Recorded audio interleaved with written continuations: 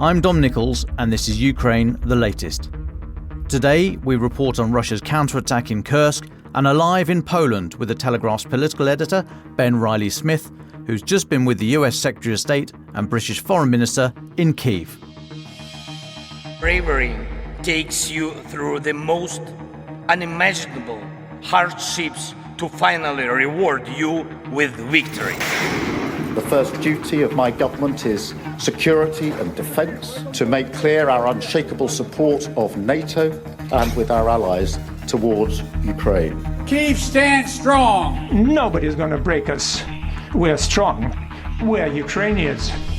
It's Thursday, the 12th of September, 2 years and 206 days since the full-scale invasion began. And today I'm joined by Assistant Comment Editor Francis Dearnley and live from Poland, our political editor Ben Riley-Smith. I started with the latest battlefield updates from Ukraine and Russia.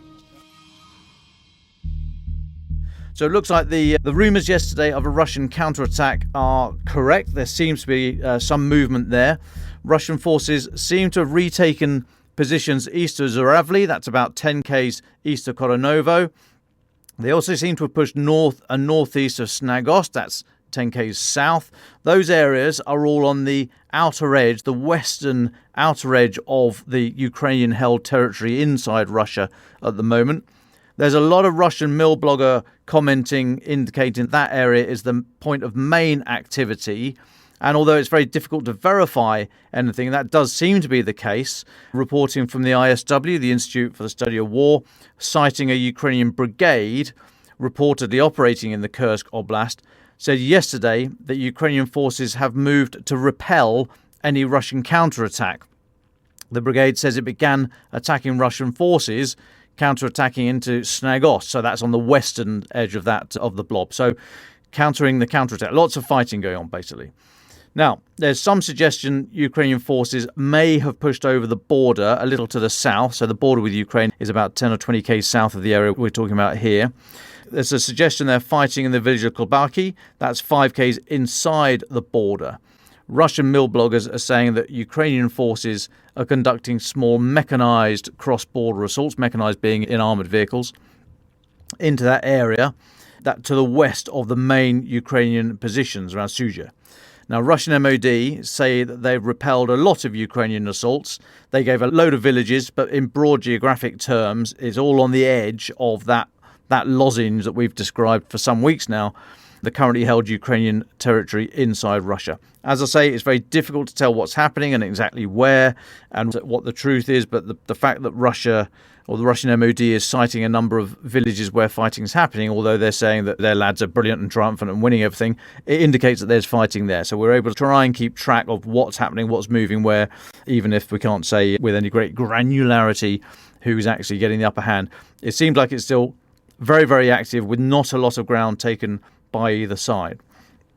Now, the ISW says available visual evidence suggests that Russian forces conducting these counterattacks in Kursk Oblast are operating in company-sized units, so that's about 100 people. Now, if they're mechanized, they'll be in the vehicles, so you're probably talking about 8, 9, 10 armored vehicles, that kind of thing. Operating in company-sized units and maybe using elements of more combat-experienced units, such as the 51st Airborne Regiment. That's part of the 106th VDV Division, the VDV being the Russian airborne divisions. They were very well thought of before the start of the full-scale invasion. It's now thought that these numbers and the names really don't mean that much because most of the original people are dead or wounded. So the airborne forces of today, this probably goes for both sides to be honest, are not akin necessarily to the quality we might have suggested they had at the start of the full-scale invasion. Anyway, ISW acknowledge that even with that, with the suggestion that the Russian airborne forces are part of this counterattack, they acknowledge it's still unclear if Russia's response to this Kursk incursion by using a force largely comprised of conscripts, irregular Russian forces and small elements of regular and so-called more elite Russian units. They're saying it's by no means certain that can successfully push Ukrainian forces out of the area. Now, staying inside Russia, and that explosion that we reported yesterday on the rail line in Belgorod, so Belgorod Oblast, about 100 k's southeast down the border from the Kursk region, that derailed a train and smashed up a load of tracks. That was said to be the work of Ukrainian reconnaissance and or special forces. This comes from the Babel media outlet earlier today, citing a military intelligence source. That source confirmed that the activity, that the derailment did happen, said it provided for the logistical needs of the Russian occupiers. They say the section of railway line in that area is now paralysed, the source said. Still in Russia, and a fire broke out. Oh, crikey, I've been practicing this all morning. Hang on, stick with me. A fire broke out at the Omsk Transmarsh plant in the city of Omsk in Russia. Now, that's about 2,500 kilometers east of Ukraine. It is closer to India than it is to Ukraine. That site is reportedly involved with producing Russian armoured vehicles. There is footage and satellite imagery showing armoured vehicles in the grounds of that site on social media, which you'll be able to find. And I've been trying to work this out, but I think it's further than even the most long-range drone strikes from Ukraine that we've currently seen. I don't think they've got anything, they're fielding anything that can reach that far as a drone, although they have recently announced a new family of drones, so maybe it could go this far. But unless it is some new drone or it's an accident, it suggests local action that we have seen elsewhere in Russia, or long-range Ukrainian strike from the ground, from ground forces, SF and what have you. Now into Ukraine. Overnight attacks saw 44 of 64 Shahed-type drones launched by Russia shot down. This comes from Ukraine's Air Force.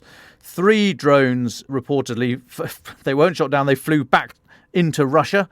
Dry your eyes at the back. And 4 others were lost on Ukrainian territory, which, as I've said before, if they're lost but don't seem to explode, we think that's now kind of terminology for they were brought down by electronic warfare and had no impact whatsoever.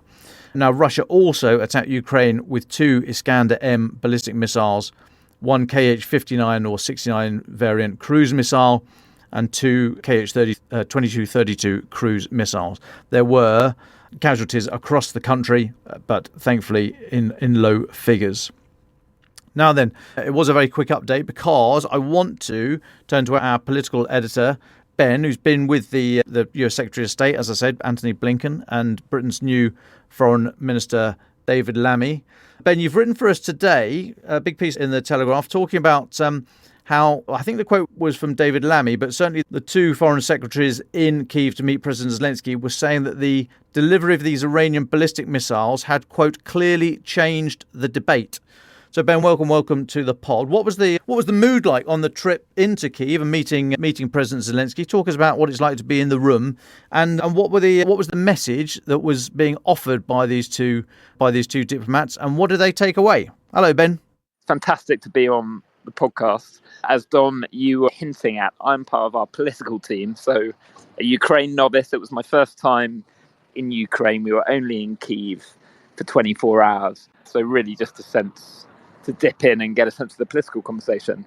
But yeah, absolutely, as you were saying, what's fascinating to me, having monitored some of these discussions from afar and then got up to see it closer on Wednesday, is how the position on Storm Shadow and whether Ukraine can fire it deep into Russia rather than just around the border is in a very different place than even a couple of weeks ago.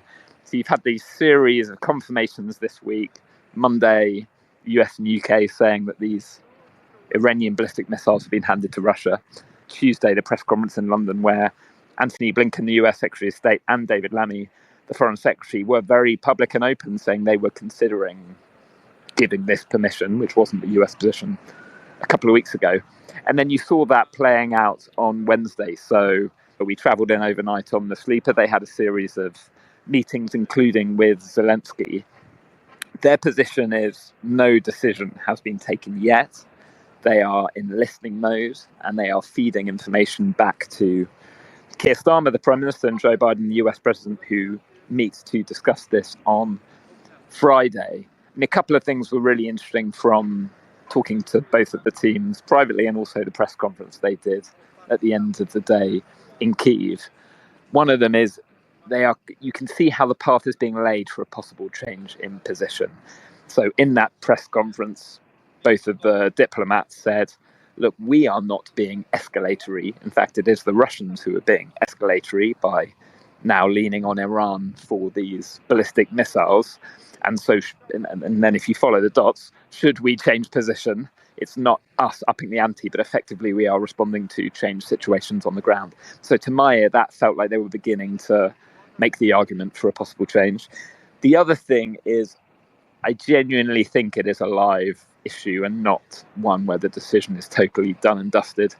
So in that press conference, they kept on saying, let's see what happens at the UN General Assembly, which is in a couple of weeks' time, rather than saying just let's see what happens on Friday. So I think the mood music from the UK end is certainly, look, don't expect a big announcement of a sudden change in position on Friday, that Biden-Starmer meeting, but it may be a little more long-running. And I think the other thing, which is slightly more speculative, that I'm not wildly tapped into, is what is happening at the US end. Is there a sense that Blinken, representing the State Department, is more open to granting Ukraine permission to use these long-range missiles deep into Russian territory, and other parts of the US administration might possibly not be as open to that? For example, the Defense Secretary out there, or the National Security Advisor out there. So it feels, and chatting to people in between the margins on the UK end, like we are more open to it than the Americans. And there's a question mark about whether Blinken is more open to it than other parts of the Biden administration. That's playing out over in stateside. Thanks, Ben. Fascinating stuff. Now, you've been doing this a lot longer than many of us. I'm really interested in your view on the body language. So this was David Lammy and Anthony Blinken only met the first time a couple of days before in London, or certainly met when David Lammy's been in post. But you've been around folks at this level in government for a very long time. Your book is Blue Murder is just out about the senior Tory wranglings. I'm sure it's fascinating. I haven't got around to it yet. It's propping open the fire door as I speak, but I will get around to it, I promise you. At least some use. Absolutely. It also mopped up that coffee spot. But anyway, what was the mood music? What was the body language like between these two men? And then when they were there, how's David Lammy shaping up as a new Foreign Secretary? Well, it seemed warm and it seemed friendly between them. It's so funny, these trips, because everything is so stage managed, especially with the Americans, because they have vast entourages and much more oversight on every single second of a trip. So to peek behind the curtain slightly, when they get onto the train, sleeper train, and when they get off, there is a huge number of discussions about where photographers can stand, exactly what the choreography is going to be. And in both of those times, Blinken and Lammy emerge. They're chuckling together. There's a touch on the arm and a smile as they get on board, well aware that there are about a dozen cameras looking at them, capturing every moment. So they certainly want to project a relationship of warmth and good humour. I think it's still very early. Lammy is only 2 months into the position, but he generally, as a politician, is quite a charismatic, amiable, engaging person. Certainly when you think to other foreign secretaries, possibly like Dominic Raab, who is more forensic intense, I think he's quite well suited to that position in terms of his ability to rub along with different diplomats. And certainly the message they wanted to send, this is the first time the UK and US Foreign Secretary and Secretary of State have done a joint visit overseas together for more than a decade. So they really wanted it to be a very clear show of unity between them. And chatting to some of the UK team privately, I do think they get on, but it is still early days. They haven't had many testing. Well, when it gets really testing in the UK-US relationship is when you have points like whether you should let Huawei into the broadband network, or whether the UK will take back some of the ISIL fighters that came from the UK and the Middle East. When the US and UK are on different sides of the debate, that's when it gets much more pressing. We haven't had a moment like that yet. Yeah, I was going to ask if there was any tension at all. And this idea about the missile permissions, do you get any sense of where the main barrier is? Is it in Britain or the US, or is it sort of a bit of equal? I think it is in the US. I mean, when you talk to people privately, there does seem the sense that we would be willing to take that step. Now, London is always incredibly reluctant to suggest there's any separation between London and Washington. But a lot of the discussion, when you talk to the UK team, seems to be about understanding where the lie of the land is in the Biden administration and where the potential blockages are. I mean, it's so complicated because there's London, there's Washington, there's Paris that's involved in Storm Shadow. There's then Berlin, who you understand better than me, but my understanding is they haven't given their long-range missiles, but they may come under a lot of domestic political pressure if we suddenly change the terms for Storm Shadow. So there's this kind of diplomatic dance being done with Western capitals about exactly how far to go. But one thing that I was struck with is how impressed Lamy was with Zelensky. He came out of their meeting saying, "This guy is a modern hero. I think he's going to be one of the most impressive people I'll ever meet in my lifetime." And admitting that, yes, he is absolutely relentless about arguing the case for what his country needs in war and pushing Western leaders to do that. So certainly, I think having met him in person, Lamy found him very impactful as a political leader and a speaker, and is listening to those demands carefully. Thanks, Ben. And just one final question, if I may. In terms of the confidence of these two men, I'm really interested in things like, for example, did they come down the train and talk to the press pack? Was there any room for you in the margins of any of these meetings or at any other time to grab them for a quick chat, just to explain or to discuss some other stuff? Yeah, did they exude confidence? Are they, even though this is a live issue and there's some way to go before a decision's taken by the sound of it, but does it sort of say to you that they're all over their brief compared to politicians you've seen in the past? What did you get from them? Yeah, so Lamy didn't come back and have a chat with the press pack, I think partly because security and timings are so much more stricter than some of these trips. If you go to Washington and you've got an 8-hour flight back and they do it the whole time, then they're much more calm about everything. But there's a degree of kind of covert security issues which make that slightly trickier. I did get the chance to interview him, and that's going to be going out today for the Telegraph, and he did mention that he didn't sleep brilliantly on the sleeper train, because I think we've been told by the pack some people find it very reassuring and calm as you're rocked back and forth, and other people just cannot get a wink of sleep. And I think he was more in the latter camp. But I think intellectually and across the issues, he is very confident. It's one of you see this right across the Labour government. Actually, they've been thinking about their briefs in opposition, with frankly not that much to do because you don't have your hands on the levers of power for years and years. And all you can really do is think and make speeches and comments about strategy and on-running issues.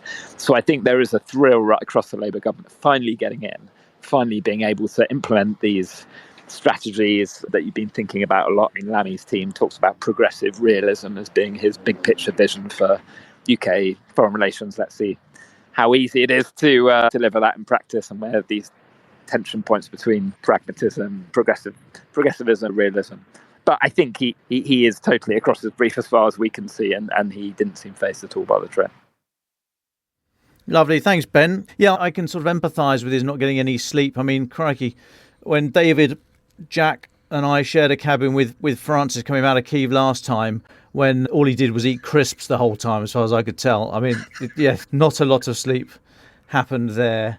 Anyway, Ben, thank you so much for joining us. You're very welcome to hang around if you wish for final thoughts at the end, but I think you've probably got a very busy schedule. If I see you disappear, I won't take it personally, but if you're there, I will come back to you. But lovely to speak to you. Look forward to catching up when you're back here in town. Thank you, Ben.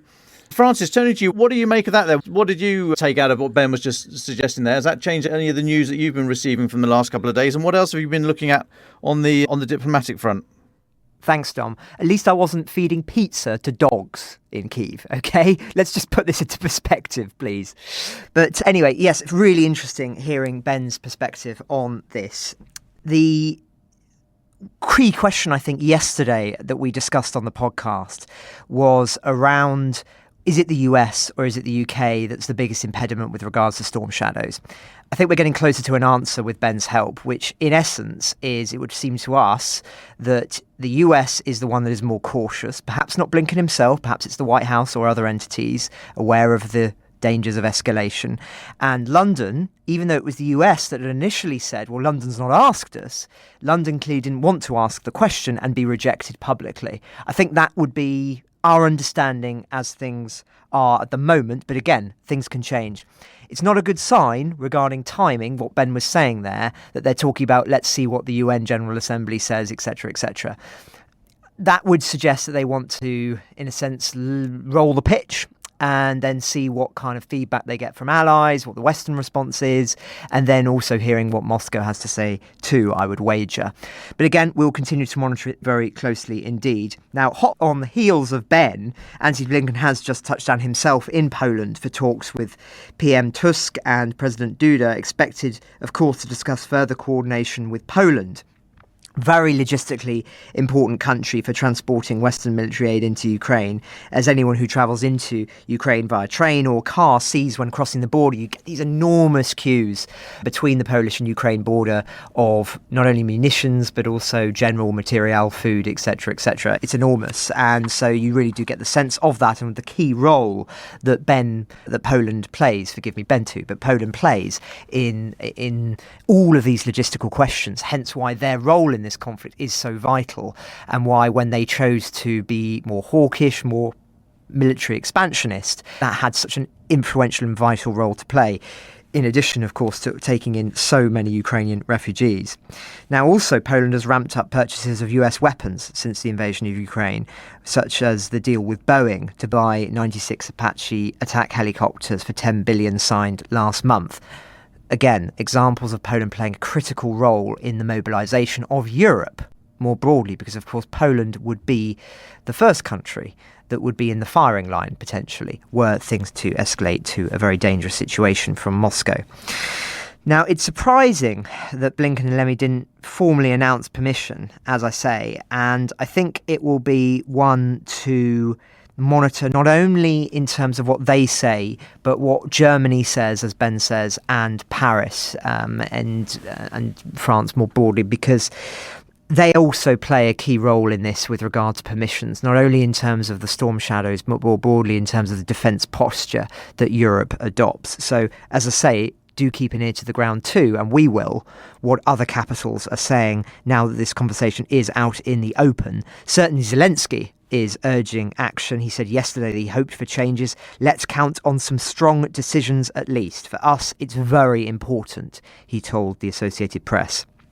Now, I should just add on this story that 17 top former British and American officials just released a letter urging Blinken and Lammy to provide the weapons to Kyiv with the permissions, including General Philip Breedlove, the 17th Supreme Allied Commander of Europe, and other very senior officials. So just giving you a sense there of some of the mood music among the broader defence community at the moment.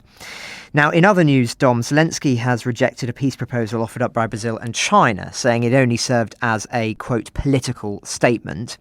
China continues to promote, of course, its alternative peace plan for the war in Ukraine, with its foreign minister meeting with Russian Security Council Secretary Sergei Shoigu, of course, former defence minister, in St. Petersburg yesterday, and reiterating that the PRC will continue to promote its own vision to end Russia's war in Ukraine and will aim to convince other countries to it.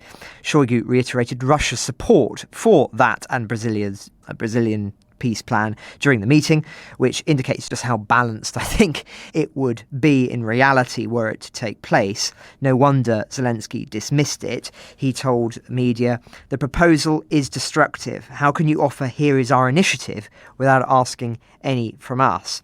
Now, this plan China proposed was put forward in May last year, proposing direct negotiation between Russia and Ukraine, of course, an international peace conference accepted by both countries, the provision of humanitarian assistance, and no attacks on civilians.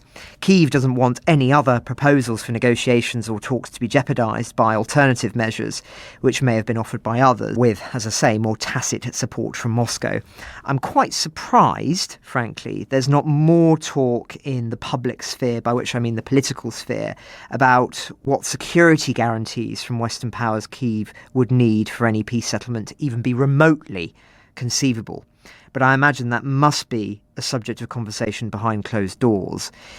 It is arguably, at this stage, one of the vital forgotten conversations of the war, just exactly what security guarantees Kyiv would need to ensure that Moscow would never try another invasion of the sort that we saw 2 years ago. Now, just staying in the diplomatic space, Turkish President Erdogan reiterated his support for Ukraine in a virtual speech to the 4th summit of the International Crimea Platform yesterday, in which he reiterated support for Ukraine's territorial sovereignty, independence and autonomy, and asserted that Crimea must be returned to Ukraine under international law. Now, I won't repeat here all of the caveats that need to be thrown in with regards to Turkey, but still, it is worthy of note that their stance has not fundamentally changed over the course of this war, not least on Crimea. Bear in mind that the peninsula in particular has resonance for Istanbul due to historical factors, hence their particular interest in Crimea. Now, just a last couple of updates from me. Steve Rosenberg of the BBC has published an interesting piece looking at the Russian response to the US debate between Harris and Trump this week. He says that in July, a Russian newspaper called Harris a half-wit, but post-debate, that same newspaper now claims Harris has a bolder, brighter platform than old man Trump.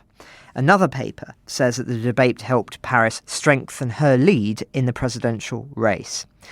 Now, to stress, there is no shortage of evidence that the Kremlin favours a second Trump presidency. But perhaps, just perhaps, this is evidence that Moscow is realising there is a strong chance that they will have to be dealing with another Democratic president after November and are adjusting their messaging accordingly. If they think there is the possibility of a good peace for them, with Washington willing to accept, with Kyiv, some territorial concessions, say, then they will not want to imperil that by being too overtly hostile, arguably.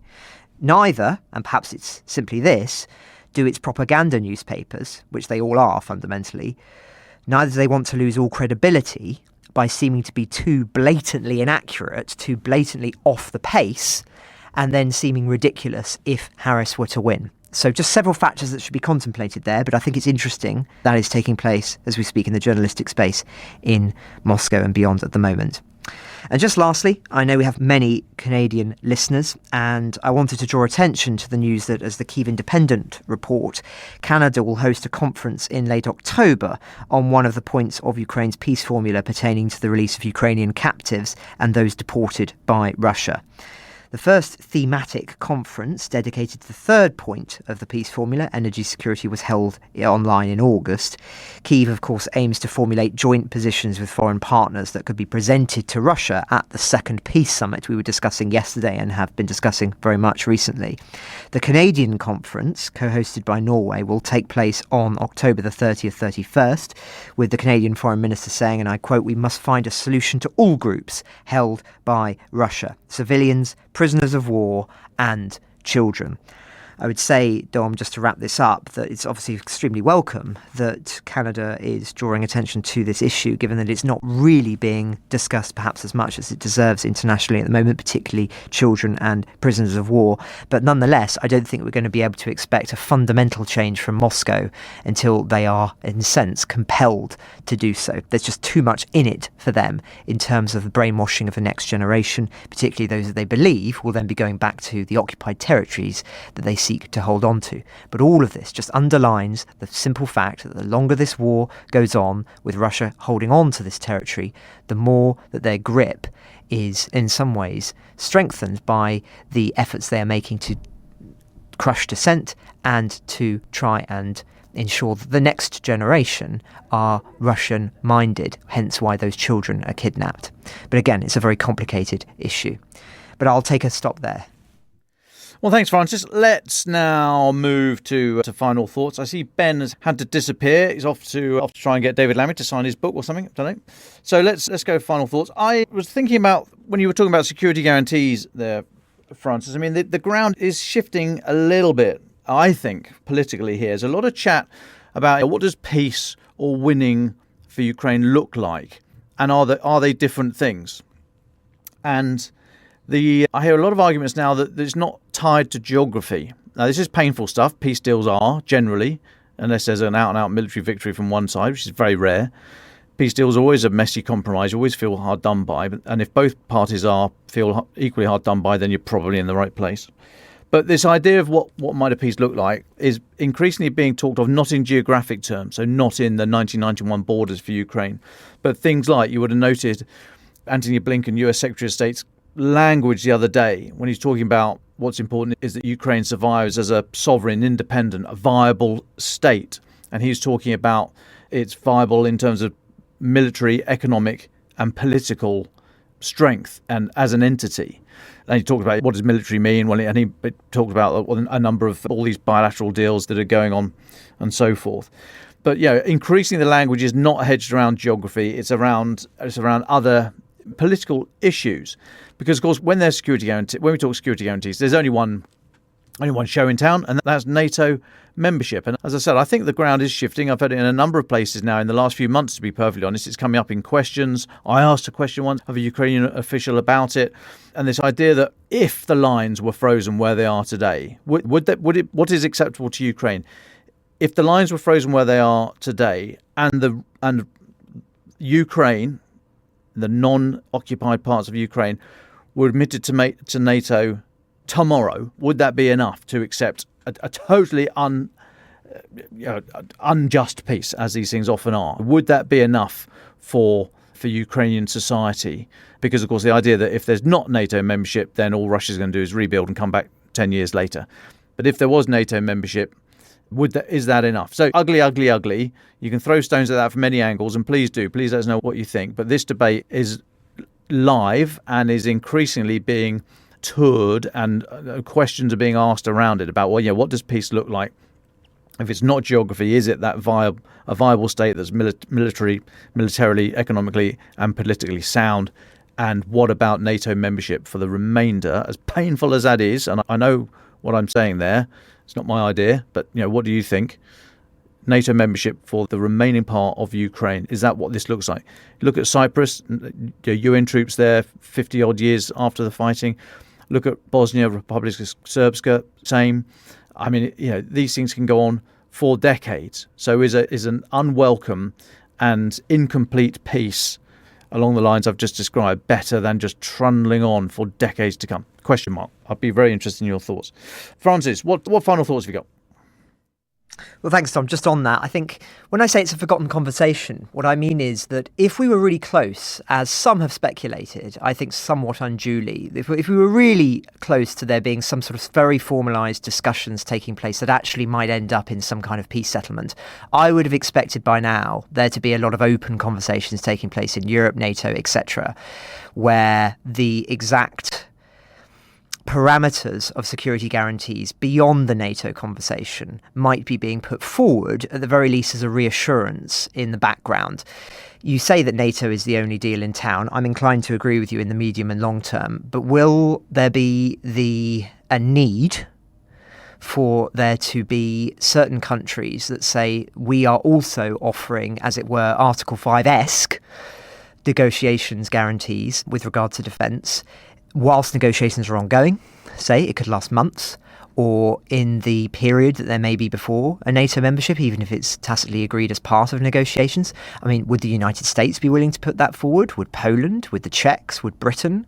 Would France? I suppose what I mean is that the fact that it's not being talked about at all suggests we're still some way off from this being something that actually could be, I suppose, done, dusted before the end of this year.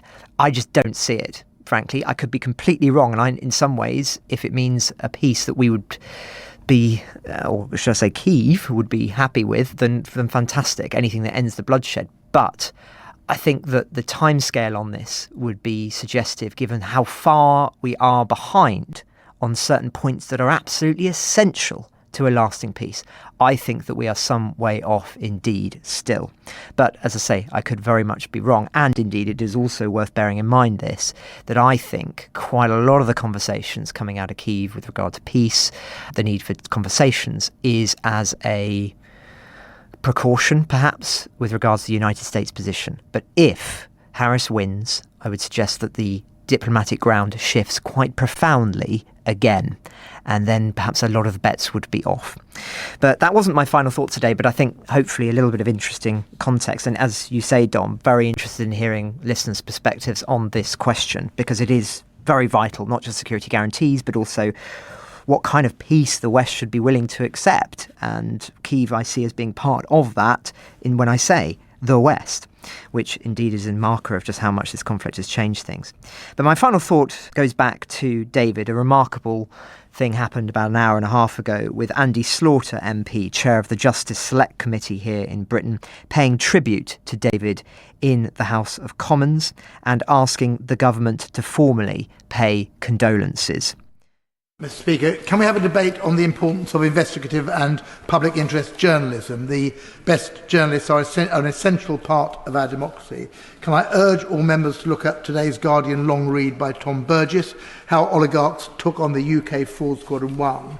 And can I pay tribute to Telegraph journalist David Nicholls, creator of the brilliant Ukraine the Latest podcast, who tragically died last weekend at the age of only 32.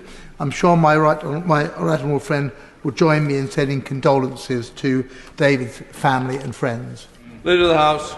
Well, can I first of all congratulate him on his election as a Select Committee chair as well, and I certainly would pay my condolences to David's family. He's absolutely right. Investigative journalism is so important to our democracy, and we should do whatever we can as a country to support it, and I'm sure that the Culture Secretary would be happy if he raised these matters with her in forthcoming oral questions. It's very rare for journalists to be named in the House of Commons. It's not something, just to be clear to international listeners, that you would expect to frequently occur. So it is a testament to David and his work that they have done that. Journalism in Britain is very closely associated with Fleet Street, a street in London, where actually I think there are very few magazines or newspapers still located on, but for many centuries in Britain, Fleet Street was where almost all of the newspapers were. And as a connection to that, St Bride's Church here in London is associated with journalism, given its locality close to Fleet Street. And just wanted listeners to know that a candle burns for David at St Bride's. They have also put a photograph of him there in a special part of the chapel, and it is our intention to go there very soon, probably in a couple of hours' time, to pay our respects to David. And I know that many other colleagues here at the Telegraph will be doing the same. We wanted to flag it to those listeners who are in London who wish at this moment, when of course there will be other opportunities further down the line, but at this moment wish to pay in some way their respects to David in a physical space. St Bride's is that place, and I believe they're open until 5 p.m. In London each weekday. But thank you very much again to everybody who's written in and continues to provide their support to us and their condolences to David's family. Thanks, Francis. Yeah, St Bride's is a lovely church. It's shaped, the building is shaped, or rather your classic wedding cake, the sort of big tiered thingy that you've all got in your minds now. That's what the building is. That's where it comes from. It comes from St Bride's Church. I don't think that's an urban myth. I think that's actually correct. Anyway, there we go. Somebody correct me if I'm wrong, which I probably am. Anyway, thank you very much. I'm off tomorrow. I'll leave you in the capable hands of the F-bomb and I think Roland. But yeah, I'm off tomorrow. I've got a family wedding. I'd be asked to do a reading at that. I don't want to get my scripts mixed up. Need your advice here. The dress code, it's rather flighty relative of mine. Dress code is black and a dash of colour. I was going to wear my dinner suit and a Hawaiian shirt. So let me know if you think I'm massively disrespectful to the institution of marriage, or if that's where I should be. But anyway, thank you. As Francis said, thank you for helping me through this week. Going to be leaning on you again next week, so don't go away. And yeah, it's been tough. And the week's not over. Other people are going to be on tomorrow. So please lend them your support. And I look forward to chatting again next week. From the Telegraph newsroom here in London, I wish you a very good afternoon. Ukraine the Latest is an original podcast from the Telegraph, created by David Nicholls. To support our work and stay on top of all of our Ukraine news, analysis and dispatches from the ground, please subscribe to the Telegraph. You can get your first 3 months for just £1 at www.telegraph.co.uk/Ukraine the Latest. Or sign up to Dispatches, our foreign affairs newsletter, bringing stories from our award-winning foreign correspondents straight to your inbox. We also have a Ukraine Live blog on our website where you can follow updates as they come in throughout the day, including insights from regular contributors to this podcast. We also do the same for other breaking international stories. You can listen to this conversation live at 1 p.m. London time each weekday on Twitter Spaces. Follow The Telegraph on Twitter so that you don't miss it. To our listeners on YouTube, please note that due to issues beyond our control, there is sometimes a delay between broadcast and upload. So if you want to hear Ukraine the latest as soon as it's released, do refer to podcast apps. If you appreciated this podcast, please consider following Ukraine the latest on your preferred podcast app and leave us a review, as it helps others find the show. Please also share it with those who may not be aware we exist. As the disinformation war ramps up, we're relying on your support more than ever. You can also get in touch directly to ask questions or give comments by emailing ukrainepod@telegraph.co.uk. We do continue to read every message. You can also contact us directly on X or Twitter. You can find our handles in the description for this episode. As ever, we are especially interested to hear where you are listening from around the world. Ukraine the Latest was today produced by Isabel Boujard. Executive producers are Louisa Wells and David Knowles.